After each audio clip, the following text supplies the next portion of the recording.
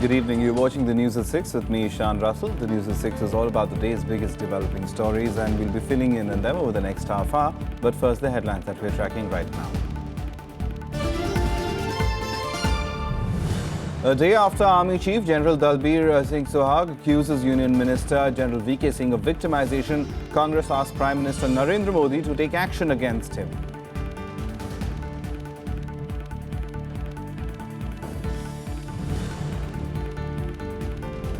Local residents in Pulwama district protest against late-night searches by the army, civilians killed in the clashes and 18 people hospitalized as the toll in the ongoing unrest rises to 66.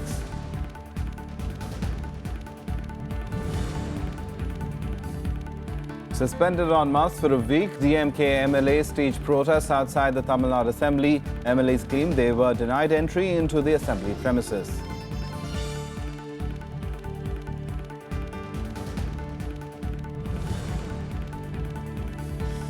And wrestler Sakshi Malik brings cheers to the Indian contingent at the Rio Olympics, creates history to win the bronze medal in the women's 58-kilogram freestyle event.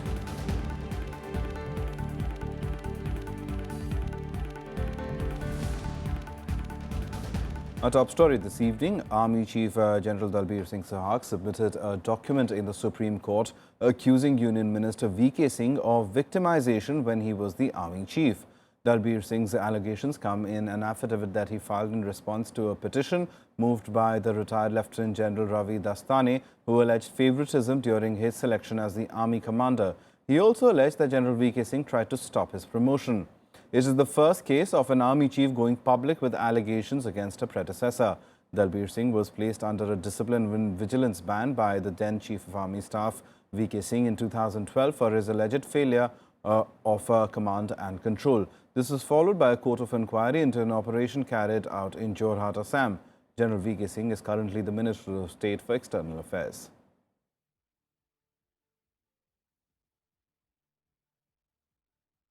And the government is yet to decide on the level of India's participation at the SAARC Finance Ministers meeting in Islamabad later this month.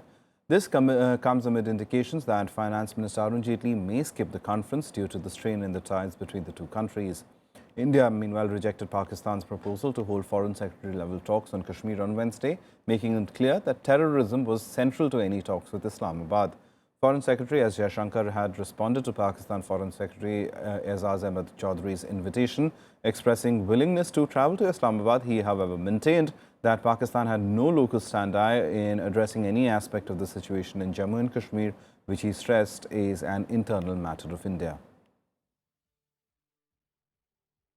Foreign Secretary also said that he looks forward to discussing with his counterpart the earliest possible vacation of Pakistan's illegal occupation of the Indian state of Jammu and Kashmir.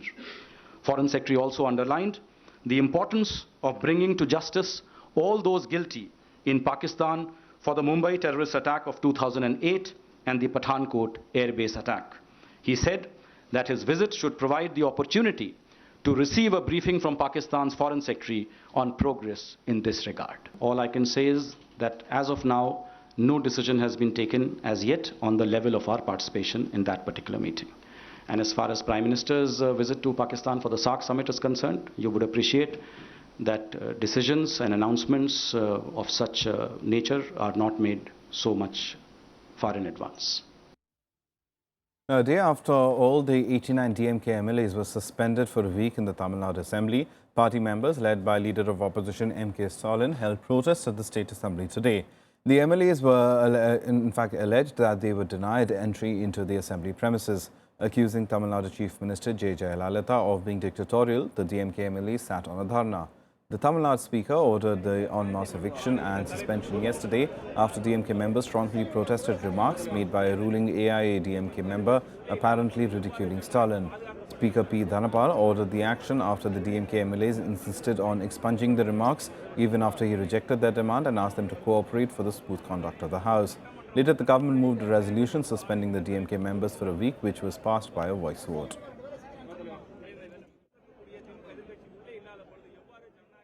13 people have died in Gopalganj in Bihar after suspected consumption of spurious liquor. The deaths came despite prohibition on consumption implemented in April.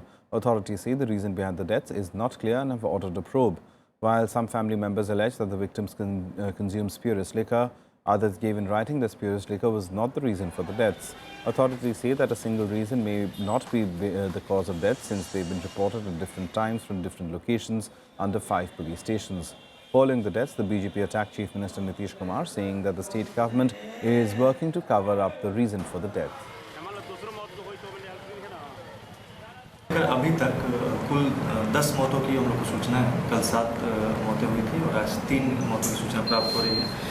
और जहां तक कारण की बात है तो अभी तक मेडिकल रिपोर्ट हम लोग को प्राप्त नहीं है। कल हम लोग ने एक 3 मेंबर्स कमेटी भी गठित की थी कल रात में, और कुछ बॉडीज हम लोग को जो प्राप्त है उसका हम लोग पोस्टमार्टम करवा रहे हैं। मेडिकल रिपोर्ट आने के पश्चात ही हम लोग कॉज ऑफ डेथ की पुष्टि कर पाएंगे। बिहार में अगर अवैध शराब बिक रहा है, अभी लोग पीने से मर रहे हैं, तो निश्चित रूप से नीतीश कुमार को नैतिक जिम्मेवारी लेनी चाहिए और खुद उनको पूरी इसकी जवाबदेही अपने ऊपर लेनी चाहिए। आज उनको इस्तीफा देना चाहिए। Time for us to take a short break. Lots more on the other side. Do stay tuned.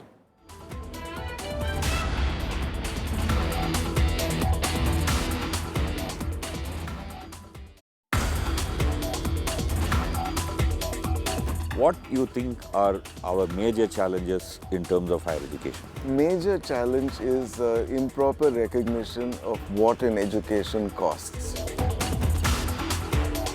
I feel that the government is not investing enough in higher education.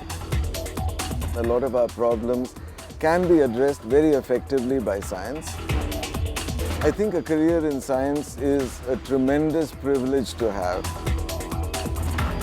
Watch Eureka with Professor Ram Ramaswamy, President, Indian Academy of Sciences, only on Rajya Sabha TV.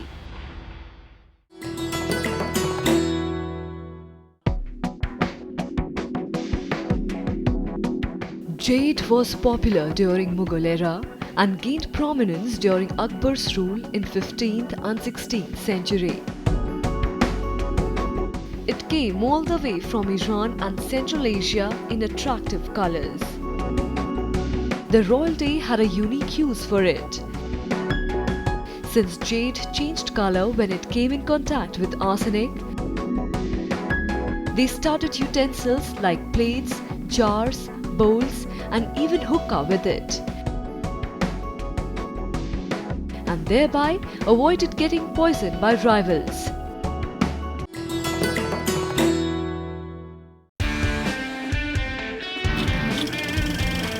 Hello and a warm welcome to It's My Life, the program that brings you face to face with country's top politicians. You know, I've been flying for a very long time. It's a passion of mine.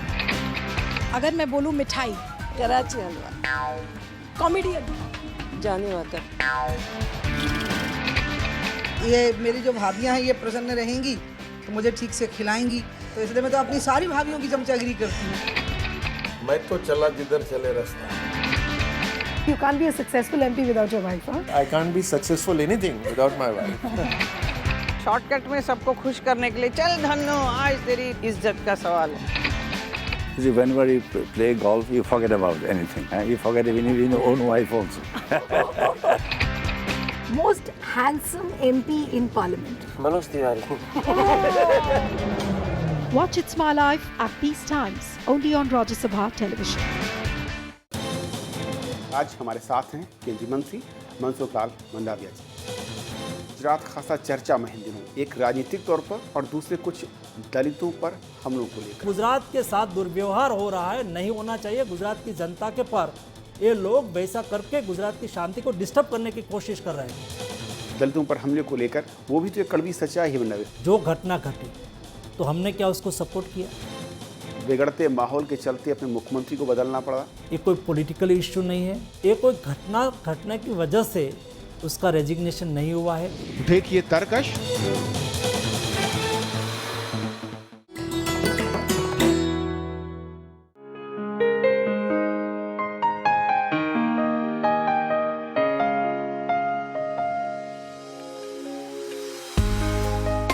The prolific British poet and story writer Joseph Rudyard Kipling, one of the first masters of short stories in English. In 1894 appeared his Jungle Book, which became a children's classic all over the world. Kim, the story of Kimball O'Hara and his adventures in the Himalayas, is perhaps his most felicitous work published. Set in and concerned with India he had come to know and love so well. In 1907, Kipling became the first English language writer to receive the Nobel Prize for Literature.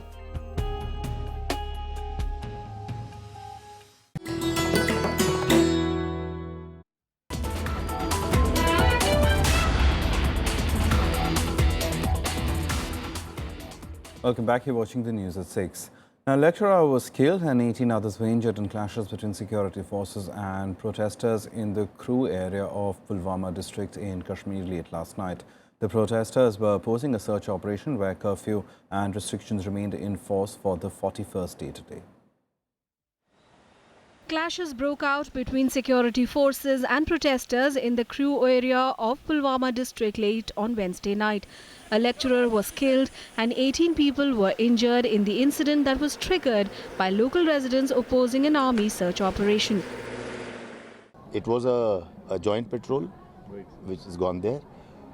Thereafter, one death has taken place. I'm aware of that. This happened this morning. So we are looking into it. It's too soon for me to be able to say anything, but I assure you that we have a due process of investigation which is kicked in whether or not anyone asks that inquiry of us, and we will look into the matter.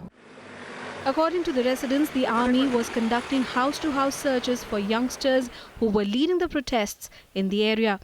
Clashes broke out when they resisted the late-night searches. In the violence, 30-year-old Shabir Ahmed Monga, a contractual lecturer, was killed. Instructions to army soldiers are very clear. We do not get involved in the law and order situation at all. Wherever we go for patrolling, we take a law and order component along with us, be it police or CRPF or both.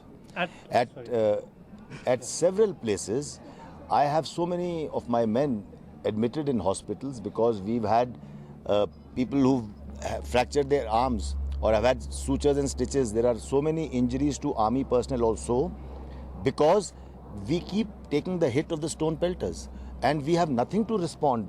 We don't have any non-lethal weapons to respond. The 18 injured people have been hospitalized. Curfew and restrictions are in force in many areas in Srinagar district, Anantnag town and Pampore police stations for the 41st day. A situation that has led to the centre facing heavy criticism from the opposition parties. Jammu Kashmir और लद्दाख में अगर आज स्थिति सरकार के नियंत्रण में नहीं तो उसके लिए मोदी सरकार जिम्मेवारी है। कम से कम अपनी विफलता का टोकरा हमारे सर मढ़ने की नापाक कोशिश मत करिए। जम्मू कश्मीर में वास्तु स्थिति के लिए जहां 70 के करीब लोगों की मौत हो चुकी, 6000 घायल हैं, 41 दिन से कर्फ्यू है। क्या इसके लिए भाजपा जिम्मेवार है, पीडीपी बीजेपी की सरकार जिम्मेवार है, मोदी सरकार जिम्मेवार है या कांग्रेस जिम्मेवार है? There is heavy deployment of security forces on all roads leading to the local office of the United Nations Military Observers Group at Sonavar. The authorities strictly imposed night curfew in the city in view of the separatists' call for a march to the UN office over a 72-hour period that started on Wednesday. Narendra Modi ji को पाक occupied Kashmir की ज़्यादा चिंता है। उनको वो धन्यवाद देते हैं, बधाई देते हैं। बलूचिस्तान को धन्यवाद और बधाई देते हैं, लेकिन हिंदुस्तान के कश्मीरियों से बात करने तैयार नहीं है। अगर यहाँ पर विश्वास लोगों के मन में कायम करना है तो बातचीत के जरिए से ही हो सकता है। प्रधानमंत्री जी के इस जो कन्फ्रंटेशनिस्ट एक बयान आया है, इससे हालात सुधरेंगे नहीं, बिगड़ेंगे। The death toll in the unrest continuing in the Kashmir Valley ever since the killing of militant Burhan Wani on July 8th has reached 64. 2 of the dead victims are police personnel. Many hundreds are reported injured. Bureau Report, Rajya Sabha TV. Several villages in the border areas of Uttar Pradesh were inundated with the rise of water levels because of torrential rains for the past 4 days. A youth was washed away in the Chitrakoot district and several shops and temples were submerged in the floodwater on the river banks. Rescue operations are reportedly underway and relief is being distributed in the area. Local residents, however, claim that the authorities were not of much help as people remain stranded in several villages without food and water. They alleged that they were being compelled to fend for themselves. कुछ गांव है वहाँ पे सिकरोहा है, चमरोहा है, गिदुरवा है, रानी कल्याणपुर है, जो जहाँ पे बरदाहा नदी के कारण जो बाढ़ की स्थिति वहाँ पर हो गई थी और लगातार 2 दिनों की बारिश के कारण स्थिति काफ़ी भयावह हो गई थी, लेकिन ये काफ़ी अच्छा रहा कि वहाँ कोई जनहानि नहीं हुई है, कोई पशु हानि नहीं हुई है। एनडीआरएफ को बुला लिया गया है, इसके अलावा फ्लड प्लाटून को बुला लिया गया है। दुकानदार ही लोग हैं जो अपना प्राइवेट नाव वगैरह बुलवा के अपना जो कार्य बचाव कर रहे हैं, जहां तक उनकी कोशिश हो बचाने की, नहीं बाकी प्रशासन की तरफ से कोई भी व्यवस्था नहीं। Some more national news stories now nationwide. The Delhi's anti-corruption branch today carried out searches at the office of the Delhi Commission for Women. They followed a complaint by a former DCW chief Barkha Singh Shukla for alleging nepotism and favoritism by his current chairperson Swati Maliwal in appointing employees to the DCW. In another complaint, former Delhi Chief Secretary Umesh Sehgal had alleged that Maliwal was misusing official position by issuing a show-cause notice to a club of which he is a member. Congress President Sonia Gandhi was again admitted to Sir Gangaram Hospital today, 2 days after she was discharged. According to hospital sources, she has been taken in for minor treatment procedure. She had visited the hospital yesterday for removal of her stitches from the surgery that she had undergone during her 11-day stay there. Rebutting the National Green Tribunal's report on the destruction of the Yamuna floodplain, the Art of Laying Foundation said that the panel's findings were unscientific and biased. The team refuted all the allegations of the tribunal. Talking of further action, the team said it would approach the NGT to look into the report and appoint an unbiased committee to examine the case. In Mumbai, 5 occupants of a sedan died when the driver lost control and hit a tree. The incident occurred in the suburbs of Virapale on the Western Express Highway. While 4 occupants died on the spot, the 5th succumbed to his injuries in hospital.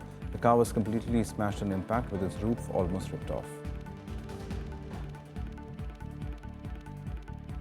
Some sports now, and India's wait for a medal at the Rio Olympics finally ended on Wednesday after grappler Sakshi Malik won bronze in the 58-kilogram freestyle wrestling event.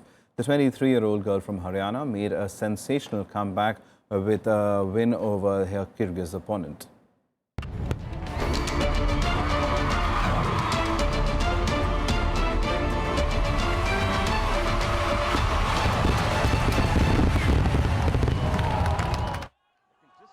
It would have been yet another disappointing day for India at Rio if not for wrestler Sakshi Malik, who created history by becoming the first Indian female wrestler to win an Olympics medal. Malik won a bronze medal in the women's 58 kg freestyle event after beating Kyrgyzstan's Aysulu Tinibekova 8-5 in a thrilling match.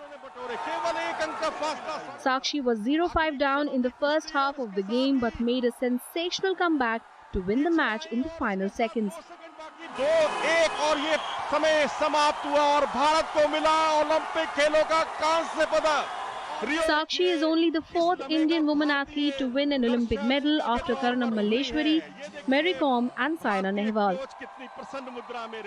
12 साल से इस चीज़ के पीछे हूँ। मैंने सुबह शाम wrestling ही सोचा है और देश की बहुत ज़्यादा उम्मीद थी मेरे लिए और मैंने आज करके दिखाया, तो पूरे देशवासियों का मैं धन्यवाद करती हूँ। The Rohtak girl lost 2-9 in the quarterfinals to Russia's Valeria Koblova but got a second chance in the repechage when her conqueror reached the final. Her victory brought cheers to the Indian contingent that had endured agonizing 11 days without a medal. बहुत खुश और साक्षी को बहुत बहुत congratulation, all the best और अच्छा करो और बहुत सारे मेडल लेगा। Sakshi's win sent a wave of jubilation in the country. Indian President Pranab Mukherjee and Prime Minister Narendra Modi also congratulated her on the win. Haryana government announced a reward of 2.5 crore rupees and a government job for her feat. मैं ये शुभकामना दूंगी जो India जिस medal के लिए एक सुक्का पड़ा था, वो आज इंडिया की बेटी ने एक मेडल दिलवा दिया. We are proud and we are so happy that at least the beginning, it's already begun that it's too late, but we have started that we got the medal today. With the men wrestlers yet to start their campaign, India will now hope for more medals from the event as they look to finish their Rio campaign on a high. Bureau Report, Rajya Sabha TV. Meanwhile, on day 12 of the Games, host Brazil reached the finals of the men's football to set up a final clash with Germany. In athletics, Jamaica's Elaine Thompson won the Olympic gold in the 200 meters to complete a sprint double.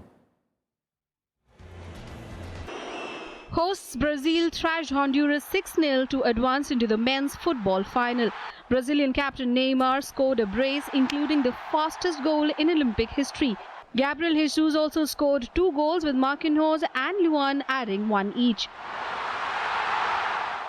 Brazil will now face Germany in the final on Saturday. The Germans swept past Nigeria 2-0 in the other semi-final clash.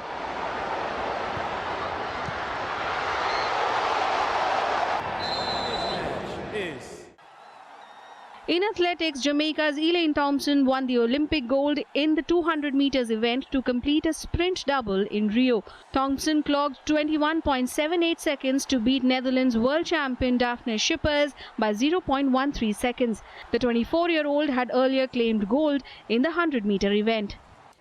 Meanwhile, Usain Bolt ran his fastest time of the season to reach the 200-meter finals in 19.78 seconds. However, Bolt's compatriot Johan Blake and his rival American Justin Gatlin missed out on a place in the final.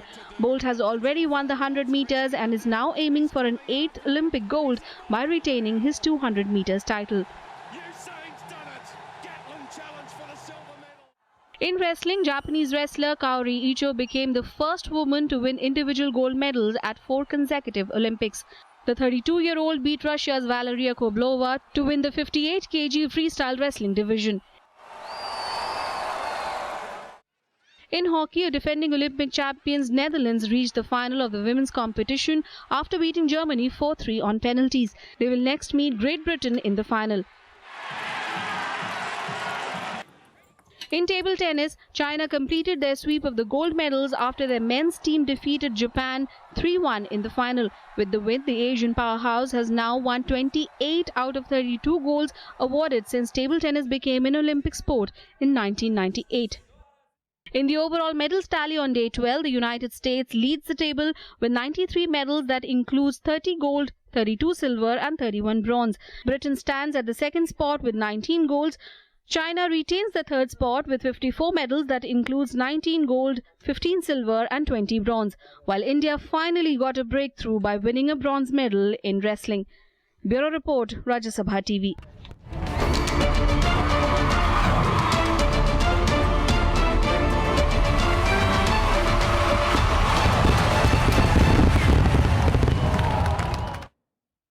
Some international news now, and more than 250,000 people have died and millions have been displaced since the Syrian conflict began. And the city of Aleppo has been one of the fiercest battlegrounds between the regime of President Assad and the rebels. In recent months, the city has been in the news for a humanitarian crisis that is not only worsening. Latest footage from the besieged town shows the grim reality of the civil war.